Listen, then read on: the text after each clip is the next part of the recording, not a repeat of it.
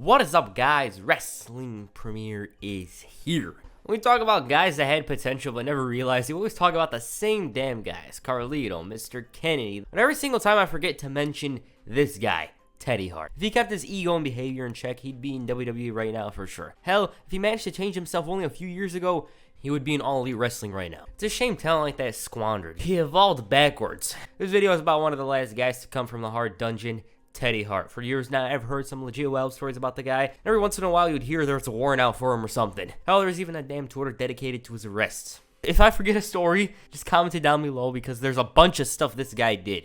But with that said, Teddy Hart, let's get into it. So, of course, you may know that Teddy Hart came from the legendary Hart wrestling family. He came up with the latest generation of Harts, Tyson Kidd, Harry Smith, Natalia, and his brother, who unfortunately passed away in 1997. The guys were so good that they opened a WWF show in Calgary back in 96. It was clear that these guys had potential to go places, and of course the World Wrestling Federation was interested. In 1998, Teddy Hart signed a developmental deal with the company, making him the youngest signee at the age of 18. It just showed how much they valued him. He wrestled a high-flying style, hell, you may as well call it the indie style, just hitting ridiculous moves, one after the other, and you could barely react to them, because by the time you react to the last one, he pulls out something insane. The man was very innovative. Like, whatever you could say about him, whatever you think about his psychology, his wrestling, at the end of the day, he was very innovative with the moves. Hart had this weird thing to him, and you can see it whenever he speaks. He's always got crazy stories. But yeah, he had this thing to him which would have been an awesome heel character, but anyways, after only a few months, Hart was released from developmental in November of 1998 for being irresponsible, having attitude problems, and they decided screw it, so it was gone. And a couple of stories about Teddy Hart almost signing WWE, something I noticed while making this video. It's obvious that he was keeping himself from achieving much more.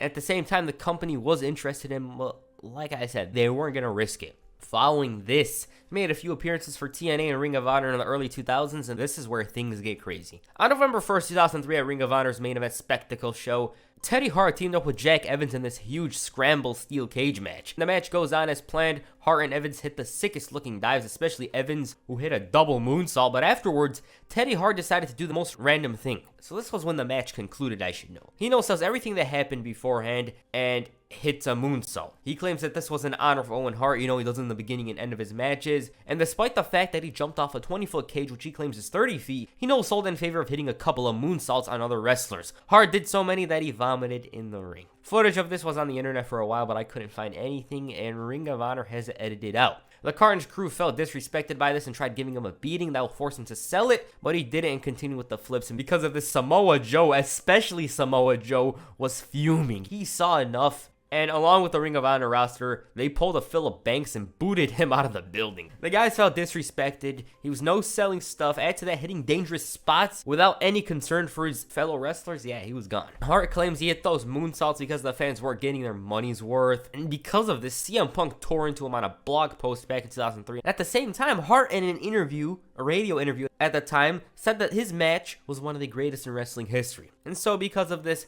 he was banned from Ring of Honor. I should note that he claims he had a concussion, he couldn't remember anything, but CM Punk doesn't believe it. Meanwhile, in TNA, he no-sold Juventude's finish. Right after the free count, he proceeded to kip up and do a backflip, no-selling everything that had just went down.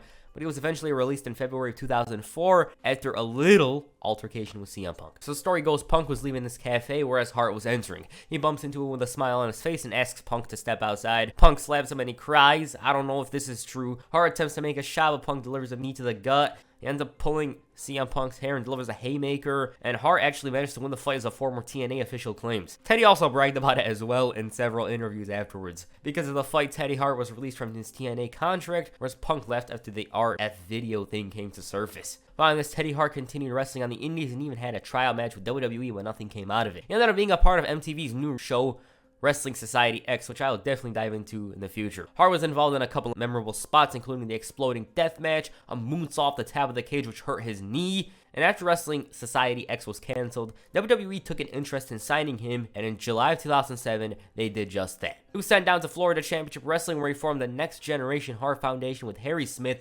Tyson Kidd, Natalia, and oddly enough, Ted DiBiase Jr. They were so damn close to getting called up, but somebody got released due to their problems in October of 2007. This time around, the story goes, despite official order from the guys in the back, Teddy Hart was insistent on getting all his stuff in during matches. He wasn't listening to the guys telling him to stop, and in fact, he'd do the exact same thing, and this is why he was released. Add to that, he was late for training, taking phone calls in the middle of meetings. And after this, he no-showed a promotion in Canada before signing with AAA. This is where he remained for a few years, teaming and feuding with his good buddy Jack Evans. Unfortunately for himself, he made an enemy out of the guys in the back again, and he was just pissing off the wrong guys, saying stuff like, Brett's gonna bring me back to WWE, I'm gonna join the Hart Foundation or whatever, and they suspended him.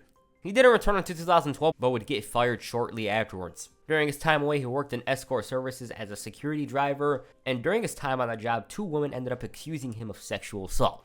They claimed that Hart on a number of occasions threatened to kill their pets, family members, physically and sexually assaulted them, and one of them claimed she wasn't even working this kind of job until Teddy pimped her out, managed to snatch $229K from her, which he used to spend on weed and cat food. He dived deep into this story during a High Spots interview, and as a matter of fact, I suggest you watch the entire thing. It's absolutely insane. He denied this, and the charges were dropped in 2016. Following this, his girlfriend Samantha Fiddler disappeared, and to this day, nobody knows where she went. A little story on her resurfaced back in December of 2019, and some people were very suspicious over Teddy Hart's whereabouts the week his ex-girlfriend went missing.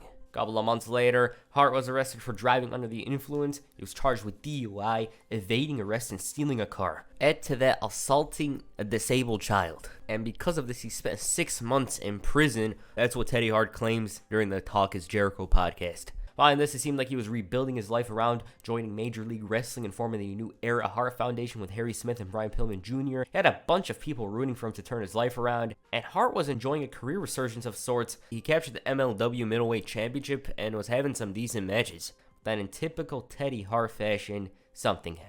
So in November of 2019, Teddy Hart, for unknown reasons, wanted out of his MLW contract. In order to do that, Hart decided to attend an NXT show, and he ended up accepting his request after realizing he's a liability. He showed up late to a taping that caused the match to get canceled. Add to that the fact that he no-showed a few other tapings. They were like, screw it, and cut their losses. And this is when Teddy Hart's life takes a turn for the worse. Even worse than it was previously. First of all, I really gotta mention the fact that he's a cat guy. You know, just like the other Harts, Teddy has a huge liking for cats, so much to the point where he even brings his cats to the ring, and Hart claims he's made a ton of money selling Persian cats. But anyways, in February 2020, Teddy Hart was arrested for possession of a narcotic with intention to sell, and ended up getting arrested for violating the rules once again. A couple of weeks later, this was because he violated his house arrest terms, and to top it all off, 3 weeks later, he strangled his girlfriend, Maria Manick.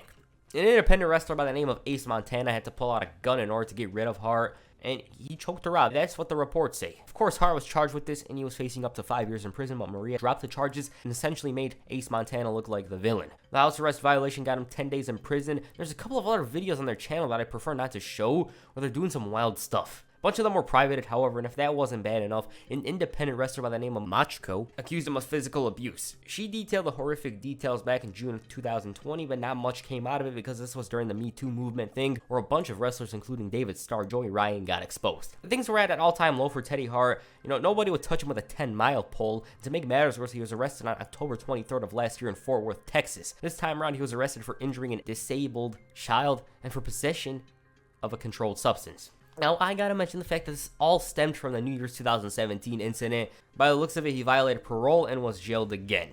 3 months later, in February, literally last month, he's arrested for violating some sort of condition of his parole. And as of today, March 28th, 2021, Teddy Hart isn't in jail. Talk about wasting your career. His entire career is an unfortunate tale. You know, he's been addicted to drugs for several years now, has bipolar but doesn't take any medications. It's unfortunate. Many believe the passing of his brother still affects him to this day. Add to that his best friend killed himself in high school. The many tragedies and deaths in the Hart family, especially Owens. But it doesn't excuse this kind of behavior. Like, this guy, he needs help. All I hope is that he gets much needed help, and it's a damn shame how everything went down. He's like the DMX of pro wrestling. He's in and out of jail all the time.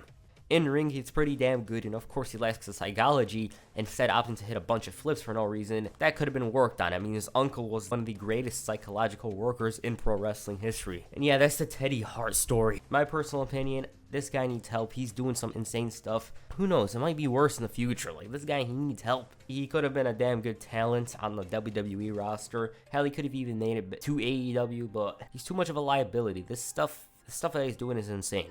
So yeah.